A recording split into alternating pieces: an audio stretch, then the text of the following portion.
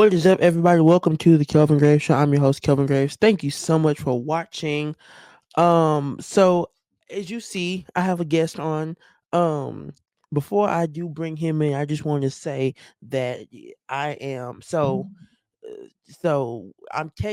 I am stopping the Kelvin Graves show for right now. I'm rebranding. I'm going to call it something else. It's still going to be the same concept, but it's not going to be the Kelvin Graves show as we know it. I'm still bouncing around between a few names. So right now I have one of my friends. He's helped me.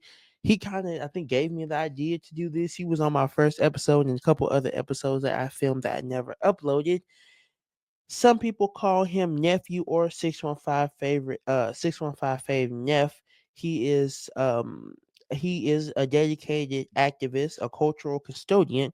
He used his platform to talk about action, and he's deeply rooted in his African American identity. He is committed to uplifting Black excellence and awareness. During his freshman year of high school, he co-founded Gamma Phi Rho High School fraternity, where he serves as president. He also serves as vice president of his school's co-op, Science Honor Society. He is the president of the Black Student Union and executive administrator for choir and varsity choir. Known for his passion and unapologetic pro-Black stance, he is on a mission to spark change, inspire minds, and redefine leadership for the next generation. Please give it up for 615 favorite Neff. How are you doing today? I'm doing good. And Good. you kind of said my statement, my mission, and all of that basically. Yeah, you said that. Now I need to give me a mission statement because mine is a little Um, so he has a podcast called you have a podcast now. What it's called what Kids on the Block? Um, it's kind of like what you said in your intro. I rebranded it. So I went from KTB podcast, which stood for Kids on the Block podcast, to Culture and Conversation. So what well so you say you rebranded it, so I just say why do we need cultural conversations in our community? It's a safe place. Like we need one. We as African Americans, Black people, Sulani, Africans, or whatever you want to call yourself, we need safe places. We need havens. We need a platform where we can just come on here and just talk about being black in America. Right. So that's I can see from coach. So with cultural conversations, before we get into, because y'all know Kevin Gray Show, I'm gonna have some news topics. So I have one thing that I'm gonna talk about, or a couple. So, well, what can we be looking forward to on this show? Basically conversations. I'm gonna get it out there in the community, start just interviewing with rappers, artists, and just different people in the community who's actually trying to do something in their life. This isn't going to be your regular media outlet or your regular source of blackness. It's going to be your source of Black excellence. Mm. I just realized I started this podcast without no water, and I need water to get through these episodes. So we just okay. Well, so my favorite congresswoman, the legendary, I think is she? I think she's a member of Delta Sigma Theta Sorority Incorporated. She is okay. I just have to make sure. Jasmine Crockett went viral yet again. And has some choice words for Donald Trump following his joint sessions to Congress. So I think last Tuesday, he made a joint session to Congress. He made a address to Congress, and this address went viral for many ways. One, because Representative Al Green stood up. He was going to walk out in an interview on the Breakfast Club, but he had to turn around and say to Trump, "You have no mandate to cut Medicaid." It was either Medicare or Medicaid because that's what Trump wants to do. Anyway, so somebody asked Jasmine Crockett what she would say. She responded, quote, "I would tell him to grow a spine and stop being Putin's hoe." She's referring to Russian President Vladimir Putin.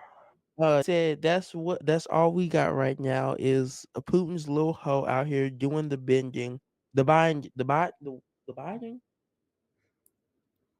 of Russia in a way we've never seen an American president do. Crocker referred to Trump's Friday meeting with Ukrainian President Zelensky at the White House as she accused him of deserting allies. She said, for those that believe that we should only focus on the United States, this is a focus on the United States. We need a president that understands what diplomacy looks like, and it doesn't look like the disgrace that we saw take place in the Oval Office. Trump's meeting with Zelensky turned into a shouting match between the two and JD Vance, who I do not like. While Trump allies accused Zelensky of disrespecting America by not wearing a suit, Democrats blasted Trump and Vance for betraying an ally, which they're doing. Wait a minute. I just wait, wait, wait, wait. Aren't these the same people that were mad at the government for helping an ally? Taking time. Take time. Isn't Israel our ally? Mm-hmm.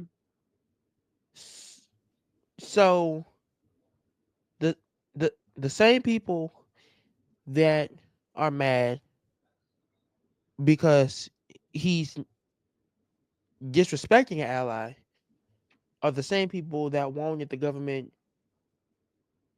to also wait a minute. Wait.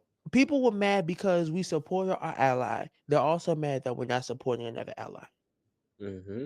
Okay. Anyway, um Crockett echoed that um pretty much Trump is doing the same thing to Mexico, to Canada, to Greenland. And the Texas lawmaker has risen to popularity in a few years for including her congressional hearings when she called Marjorie Taylor Greene a bleach blonde, bad built, butch body. She was also asked what she would say to Elon Musk, and she had this to say. If you could speak directly to Elon Musk, what would you say? Fuck off. That's it. So you see, she has no filter. What you think about this? Um, before I give my opinion, I'm gonna say this.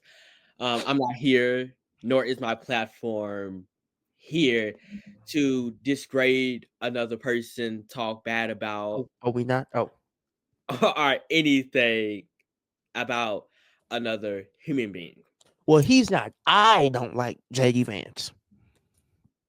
But for one thing, I stand with her. Like Miss I think she's Congresswoman, right?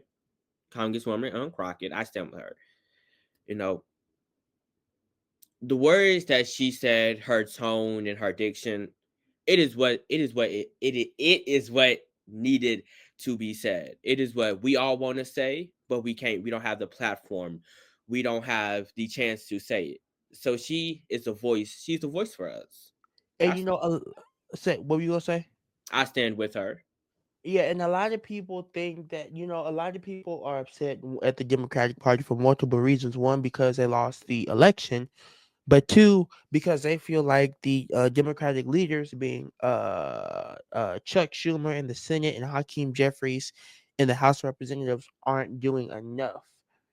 So, and they have people like Jasmine Crockett, like AOC, who are doing something. Mm-hmm. So I guess one thing I want to ask you, because a lot of people a lot of people are upset with the Democrats. I'm not upset with the Democrats because I know that there are multiple different ways to protest and to seek what's right. You can go the hard the easy way, which is doing what they're doing. You can go the hard way, which is doing stuff behind the scenes. One of the things before I ask you this question, I just want to say I think I talked about this the last episode. There are in on April 1st, there's going to be a general election in Florida Congressional District 1 and I think 6. If they win, if they win, the Democrats will have like will control the House by I think one or two people, which means they can start to block what Trump and all the Republicans are trying to do. And then next term in 2 years or a year, 2 years I think, uh because the Democrats will have the majority, we'll have a black Speaker of the House. Anyway, so what do you think about what the Democrats are trying to do, are doing right now? There, how can I put this? Uh oh. There is a time when you need to stand up, and there's a time when you need to sit down, sit back, and be and observe. Now, me, I don't have the right to say what time it is for the Democrats. Like, yes, I am a Democrat, but I mean, like, I don't sit in the chairs they sit in. But I mean, Jasmine Crockett, I think they should follow her lead. That makes sense. I think, yeah. I hope that right now it seems like a house divided. Hmm. And in the Well, I'm gonna stop you right there. I mean, it's it's been a house divided ever yeah, since the founding fathers. but a house divided in the Democrats? I mean, I know it's a house divided, Yeah. but the Republicans won't ever agree because some support Trump, some don't. Hmm. The Democrats now, who usually agree on everything, are starting not to agree on the same thing. So, like, and they're one of the biggest pushes, I guess, from the media is you have these people who aren't doing enough. I guess my biggest thing would be we don't know what they're conjuring up Hmm. in the background. It just goes. You probably have you watched All American? Hmm. I have. Okay. Have you seen all the episodes? Speaking of, a new episode is out. I need to watch it. It's a new season. Yes, Yeah, I have not seen a new it's season. bad. Side note, so Spencer, he's out the show. One, The show was centered around him. yes. So there's a new boy. There's a new boy who plays at Beverly with his dad. Okay. Hmm. The new boy has a girl at Beverly that's I think interested in him. And in the last episode, a girl at South Christian, Amina, preacher's daughter, who asked him to be her fake boyfriend so that she could make another boy at South Crenshaw jealous. See, that's how they keep the shows running. Grey's Billy, Anatomy. listen, Billy Baker has uh adopted half brother that he doesn't know about, and Jordan is trying to figure out who it is because Jordan is now a coach at South Crenshaw. Mm. Olivia's pregnant. With Coop, Spencer's child, right? huh? With Spencer's child. Yes, because they're Oh, married. okay. Coop is in law school. Okay, I see that. Anyway, in one of the earlier seasons, the mama Laura Baker, she was the district attorney, and she was behind the scenes trying to put. She was building a case, trying to Mm. put cops away that had racially profiled somebody. Her daughter had released the footage. Mm. This is in the same season when Jordan and Simone eloped. Mm. So Laura was pretty much saying, "Why would you do this? I had this whole case I was building up." Anyway, this is the same thing. We don't know if the leadership has a whole case or whole something building up. We Mhm. just know that they're not doing anything right now. So possibly they could have something that they're building up, but they're not releasing it just yet. Mm. That's what I think. I agree. So, but just so we, just so we're clear, this is what Jasmine Crockett said about If Elon. you could speak directly to Elon Musk, what would you say? Fuck off. That's it. Anyway, so Micah, I know you're in high school. You're one and two. Your senior year, Senior year. senior year. So this is a new bill that passed that probably will affect you, regarding cell phones. So a new bill that was just passed in the in the Tennessee General Assembly, House Bill 932. I don't know what the Senate bill is. I can't remember. Anyway, it's it's essentially banning cell phones and building all electronic devices. So what the bill does is require all school districts to adopt policies restricting the use of cell phones and other personal devices during instructional time. The bill states that teachers can withhold students' devices, including cell phones, tablets, laptops, and even gaming systems, if they don't comply with school policies.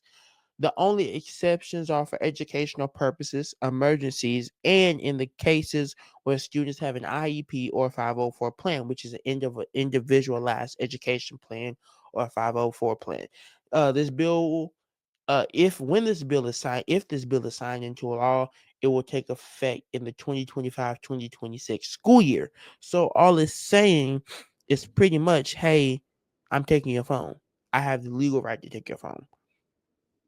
So going, because I'm about to go into college. So what do you like? w- Give me your thoughts on this. Like banning phones in classrooms, it shouldn't be the end policy. I am in the KIP Nashville district, and where we have School, started to implement yonder pouches. I have charter walked school, get it get it charter for school. yes, I'm in the charter school, and we have a yonder pouch where our phones go in, and it'll be unlocked when school is over, 3:30. Now, do you use your yonder pouch? Yes, I do. Because I know I have some friends that don't use their yonder. But one of my friends put an old phone in their yonder pouch.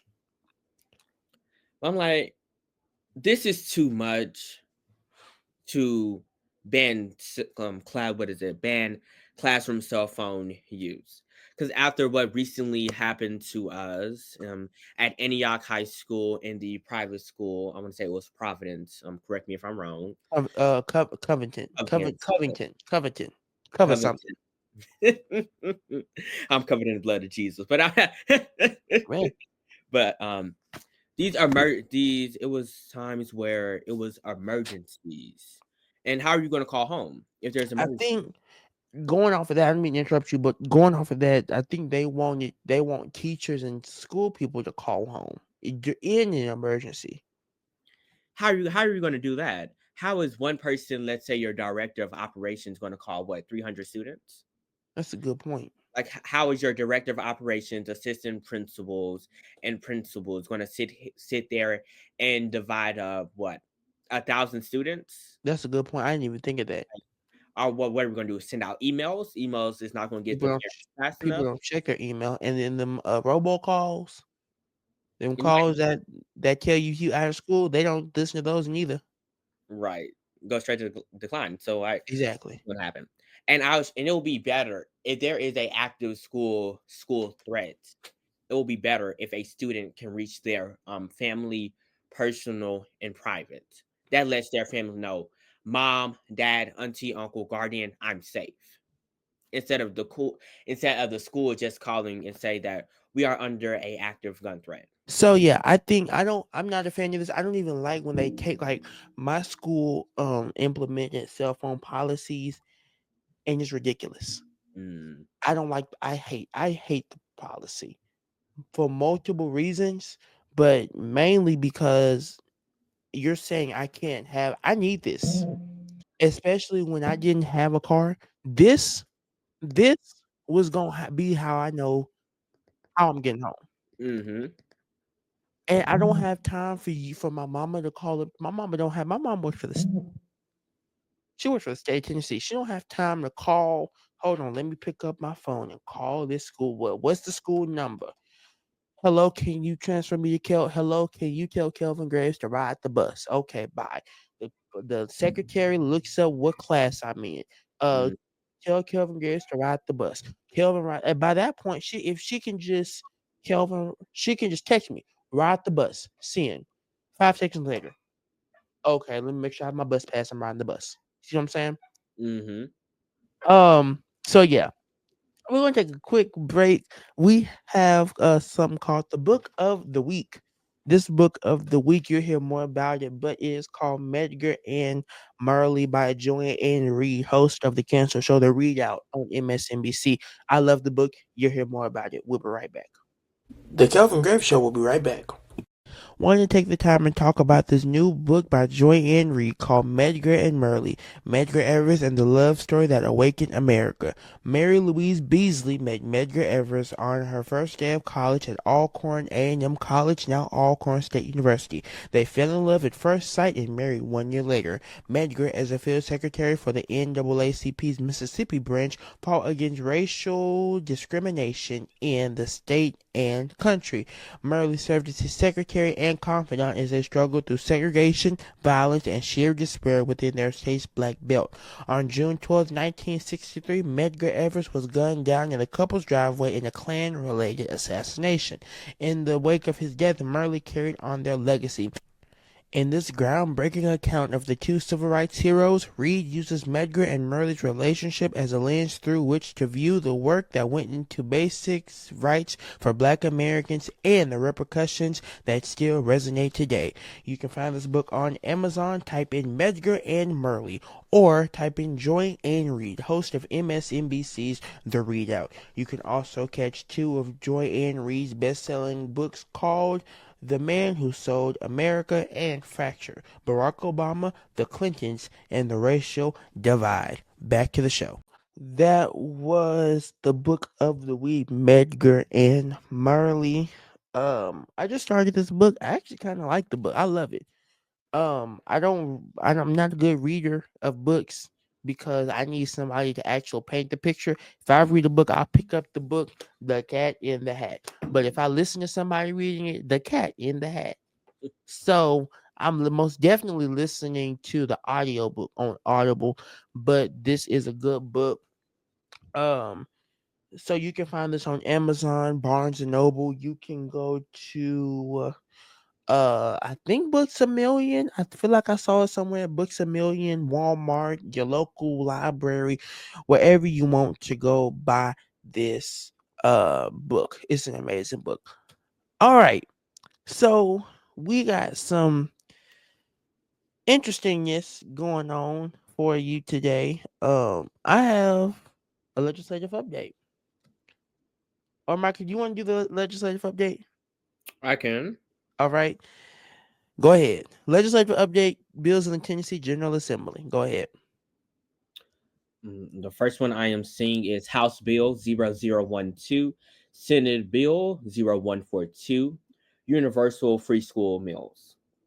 This bill would require all Tennessee schools to provide free meals to students with state funding covering costs after federal reimbursements. Impact: no major changes for the Metro Nashville Public Schools since MNPS already offers free meals. Current status advancing in both the House and the Senate. House Bill 0016, Senate Bill 0141, Sidewalk Infrastructures Grants. A proposed grant program for sidewalks improvements around public schools to improve pedestrian safety. Pedestrian. Pedestrian. I knew I was going to get there. Like I was going to get there, y'all. Not too It's the much. same person that used to say etc. Etc. Yep. I knew he was going there. Okay, where am I at? Current status advancing in both chambers with hearings scheduled. House Bill 0047, Senate Bill 0303, display of historical documents. Allow schools to display historical documents like the Ten Commandments and the U.S. Constitution, but does not require it. Current status under committee review. Now, um, before you continue,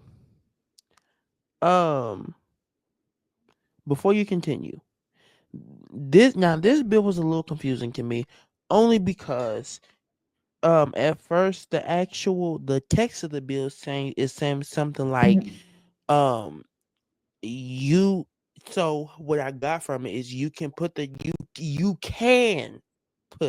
but you know what the legislature tries to do.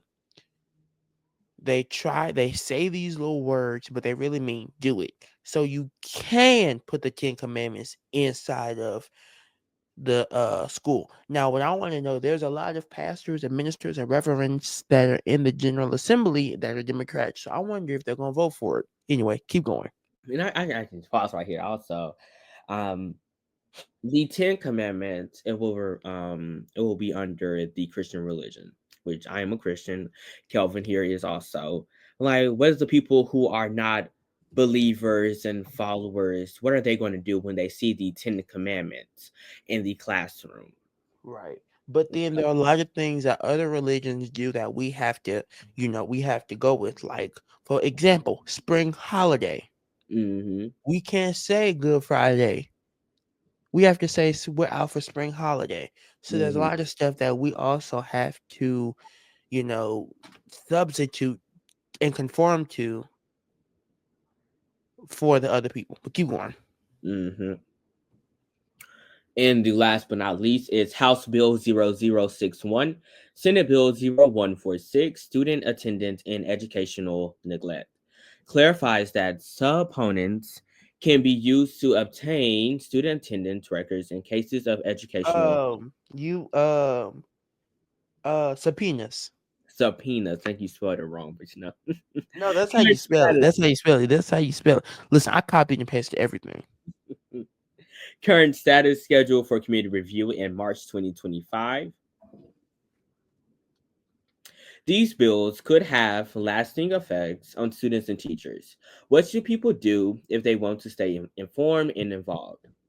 Well, you can visit the Tennessee General Assembly website, that is capital.tn.gov, capital.tn.gov. You can review pending legislation, figure out how to contact your legislator, figure out what district you live in. You can do a lot on that website. You can even be like me and figure out how to write a bill, which is what I did. So just remember that your voice matters. You have to do this in order to, to be, I mean, to live, because we in a crazy world. We are in a crazy world. All right. So we have my favorite segment called Reddit and Responded. Reddit and Responded is where I read a letter to you and respond to them from Reddit. If you would like to submit a Reddit and Responded, you can email it to info.kelgraystudios@gmail.com. info.kelgraystudios@gmail.com. Um, that will not be at the bottom of the description, so you better remember it. So this Reddit and Responded is: am I wrong for snapping my boyfriend's friend for touching my hair? Am I wrong for snapping at my boyfriend's friend for touching my hair? Now, did you read this? No, I did not. Okay, bear with me. Okay, I'm black and I live in a predominantly white area and go to a mostly white school. I'm pretty introverted. I have a fro, and the amount of people who would just up and try and start touching my hair is wild. I've gotten to the point where it pisses me off. I met my boyfriend at a wrestling meet a few months ago. I let him play in my hair. I let him play in my I let him play in my hair and I play his Jufro? Is that what that says? Yeah. Okay. Um, it's kind of just an intimate, soothing thing between us. We go to different schools, so we don't get to hang around each other's friends a whole lot. Saturday, he was having a movie marathon with some of his friends, and he wanted me to come. While there, one of his friends, some white girl named Madison, started just playing with my hair, saying it's softer than she thought. I immediately jerked back and asked her, "WTF are you doing?" She tells me she just wanted to see what it's like. I snapped at her that I wasn't a dog, and she gets all defensive, saying she saw my boyfriend doing it and thought it was okay. I yelled at her that I'm not dating her and went home. My BF came over later and apologized for her. He says I didn't have I didn't have to get upset and go off at her like that. He says people just sorry, this font is so small. He says people come up to him and try and touch his Jew fro to see what Jewish hair feels like all the time. He never took it that serious. I tell him it's kind of different and he still thinks I overreact. Am I wrong? Edit just so everyone knows I'm a guy. Oh, oh, okay. Okay. Okay. So he's a guy. Okay. So black guy dating a Jewish guy. I'm guessing he's white. They're playing each other's hair. They met at a wrestling match. Best friend, the Jewish boy's friend, that white girl named Madison, starts playing with his hair. So here's the thing. Now I know he don't play about his afro. I don't play about mine. So I mean, you're not wrong for snapping at her at the friend, in my opinion, because you were just. I mean, it's the thing. You don't let people touch your hair. Never let somebody touch your hair. It's just a sign. It's just sign like how you don't do other D9 organizations hand signs or calling. It's just sign. It's just a sign of respect. How you don't do the salute unless you're in the military is just a sign of respect. So no, you're not wrong. I think you need to explain to your boyfriend it's different. Yes, because one, you're not the boyfriend probably ain't black. Because if the boyfriend was black, he will understand. The boyfriend is got to be white. Cause I don't know a Jew that's of color. Is Jewish a religion or a race or ethnicity? It's a religion. Wait a minute. This is another thing that just made me mad about this letter. What do I want to know what you mean by what Jewish hair feels like? Because I thought people were upset that we were calling people like Jewish and Catholic when they're actually never mind.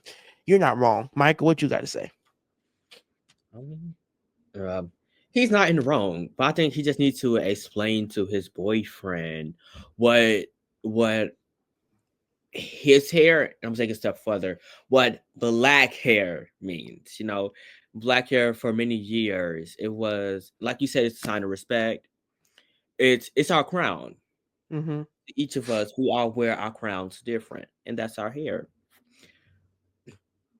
And that's basically it because he is not in the wrong. That was ready and responded. Like I said, if you want to submit a letter, email it to info.kelgravestudios@gmail.com. So we're wrapping up. I got one more thing I just came up with. Top 10 black movies. Mm. So this is a list from Forbes magazine. It's supposed to be the top 20, but 25, excuse me, but I condensed it to 10. Number 10, Descendants. Um This movie came out in 2022, executive produced by Questlove, directed by Margaret Brown.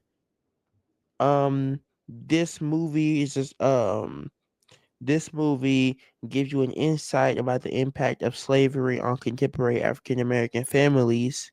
Um and yeah. Number 9 is King Richard. It came out in 2021, starring Will Smith, about Venus and Serena Williams and their father Richard. Number 8, The Black KK Klansman, which came out in 2018. Um, Directed by Spike Lee. This movie, if I'm correct, this is the one. This movie is about, yes. This movie is about a black detective who goes undercover and joins the KKK. Mm-hmm. Number, where was that? Number 8, number 7. Soul Food. Have you ever seen Soul Food? Mm-hmm. Oh, I haven't. Soul Food, black movie, came out in 1997, starring Vivica Fox, Neil Long, Vanessa Williams, etc. Number 6, Love and Basketball, came out in 2000. Number 5, Malcolm X, 1992. This movie is about Malcolm X, directed by Spike Lee. Number 4, Selma. Selma came out in 2014. It's about a little bit about Martin Luther King and him leading the march on the Edmund Pettus Bridge. Number 3, I'm sorry, yeah, number 3, Dear White People, came out in 2014. And number 2, The Help. That's my movie right there. You was kind, you was smart, you was impotent. Came out in 2011. And number 1, Friday. Friday, I just watched Friday. I need to watch next. I think it's next Friday. Or Just. I think I need to watch next. It's either next Friday or Friday after next. That's on Netflix. Anyway, I need to watch. But yeah, Friday. Friday is number 1. I love Friday. That's my movie right there. Like I said, I just watched it. I just started watching it, and it's a great movie. Well, that was Kelvin Graves Show. Michael, where can everybody follow you at? Oh. um. You can follow me personally at what is it? I am underscore Micah Dixon, MICAH DIXON, and that is on Instagram. And you can follow my podcast on Instagram at cultural CULTURAL .conversation 1. And if you have any questions, comments, or concerns about anything I have recently said, DM me. And I am 615 favorite nephew. All right, you can, well, first, like, comment, and subscribe to Kelgray Studios on YouTube. You can follow Kelgray Studios at Kelgray Studios on Instagram. You can follow me at I am Kelgray. That is IAMKELGRAY on Instagram. Kelvin Graves on Facebook, and Kelgray22 on Twitter, I think, but only go on Twitter when there's something in the world happening, so I can be on Black Twitter. That was the Kelvin Graves Show. I hope every one of y'all have an exciting week. Like I said, this might be the last episode. I haven't decided yet if I want to post another one. But what I will do is, if I do decide that this will be the last episode, I will be posting, because if you don't know, I like to record episodes but don't publish them. So you might be seeing you might be seeing 615 favorite Neff on one of the old episodes back when I was in 8th grade and he was in 7th grade. Never mind, I'm not gonna post that. You might find one of the older episodes of the Kelvin Graves Show back when I was on my white wall with my little lapel microphone. I haven't decided yet. But that was a Kelvin Graves Show. I hope everybody has a great rest of your day. I'll see y'all on the next one. Peace.